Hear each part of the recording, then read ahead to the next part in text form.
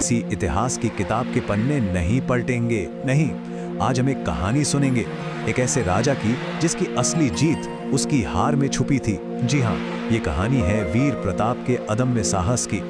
तो चलिए इसी सोच के साथ इस कहानी में गहरे उतरते हैं। देखिए, इतिहास ना वो सिर्फ तारीखों का खेल नहीं है, ये तो उन लोगों की दास्तां है जिन्होंने अपनी आखिरी सांस तक लड़ना नहीं छोड़ा। और बस यही तो है वीर प्रताप की कहानी का असली सार। तो कहानी की शुरुआत कहाँ से होती है? एकदम सुनहरे दौर से। एक ऐसा महान साम्राज्य जिसके बारे में कहा जाता था कि वहां का सूरज कभी डूबता ही नहीं था। वीर प्रताप का जो राज्य था ना, वो अपने जमाने में एक मिसाल था। समझिए, ये दो बहुत मजबूत खंभों पर टिका था, न्याय और समृद्धि। मतलब वहां के लोग खुशहाल थे और राजा का शासन एकदम निष्पक्ष। और राजा वीर प्रताप वो सिर्फ नाम के राजा नहीं थे, बिल्कुल नहीं। वो तो अपनी प्रजा के रक्षक थे, एक ऐसे योद्धा जो हर सुबह अपने सैनिकों के साथ पसीना बहाते थे, अभ्यास करते थे। और सिर्फ इतना ही नहीं, वो एक बहुत बड़े रणनीतिकार भी थे जो हर रात जागकर अपने राज्य की सुरक्षा की योजना बनाते थे। लेकिन इतिहास अक्सर हमें एक ही बात सिखाता है ना, कि जब भी कोई साम्राज्य अपनी बुलंदियों के शिखर पर पहुंचता है, ठीक वहीं से उसके गिरने की कहानी भी शुरू हो जाती है। और वीर प्रताप के राज्य के साथ भी कुछ ऐसा ही होने वाला था। शांति का ये दौर अब खतरे में था।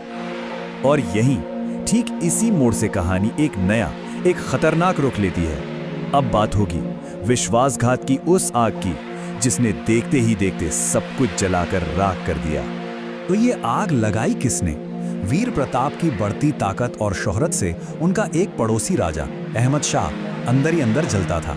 वो ये बात बहुत अच्छे से जानता था कि आमने सामने की लड़ाई में वीर प्रताप से जीतना नामुमकिन है। तो उसने क्या किया? उसने चुना धोखे का रास्ता। और उसकी साजिश कोई छोटी मोटी नहीं थी, बल्कि बहुत सोची समझी एकदम गहरी चाल थी। देखिए कैसे। सबसे पहले उसने अपने जासूसों को राज्य में भेजा, ये पता लगाने के लिए कि कमजोर नस कहाँ है। फिर उसने जो वीर प्रताप के दोस्त और सहयोगी थे उनके बीच फूट डालनी शुरू की ताकि एकता टूट जाए। और फिर आया उसका आखिरी और सबसे खतरनाक दांव। उसने एक ऐसे खास आदमी की वफादारी को खरीदा जिसने अंदर से ही सब कुछ खोखला कर दिया। और ये विश्वासघात शायद सबसे ज्यादा दर्दनाक था। जानते हैं क्यों? क्योंकि ये किसी और ने नहीं, बल्कि वीर प्रताप के सबसे भरोसेमंद सेनापति अर्जुन सिंह ने किया था। वो इंसान जिस पर राजा आंखें बंद करके भरोसा करते थे। और उसी अर्जुन सिंह ने रात के घने अंधेरे में दुश्मन की सेना के लिए राज्य के दरवाजे खोल दिए। सोचिए, राजा की जो सबसे बड़ी ताकत थी, उनका भरोसा, वही उनके खिलाफ सबसे बड़ा हथियार बन गया। और फिर बस एक ही रात में सब कुछ बदल गया। पूरा का पूरा साम्राज्य धू धू करके जल उठा। महल जल रहे थे, लोगों की चीख पुकार मची थी। और वीर प्रताप वो बस अपनी आंखों के सामने अपनी मेहनत से बनाई हर एक चीज को तबाह होते हुए, बिखरते हुए देख रहे थे। लेकिन क्या कहानी यहाँ खत्म हो जाती है? नहीं, असल में कहानी तो यहाँ से शुरू होती है। ये वो मोड़ है जहाँ कहानी हार से हिम्मत की तरफ मुड़ती है। क्योंकि सब कुछ खो देने के बाद भी राजा की हिम्मत, उनकी आत्मा, वो नहीं टूटी थी। अपना पूरा राज्य राख में मिला हुआ देखकर भी वीर प्रताप ने घुटने टेकने से साफ इनकार कर दिया। उन्होंने अपने बचे खुचे गिने चुने वफादार साथियों को लिया और वो जंगल की ओर निकल पड़े।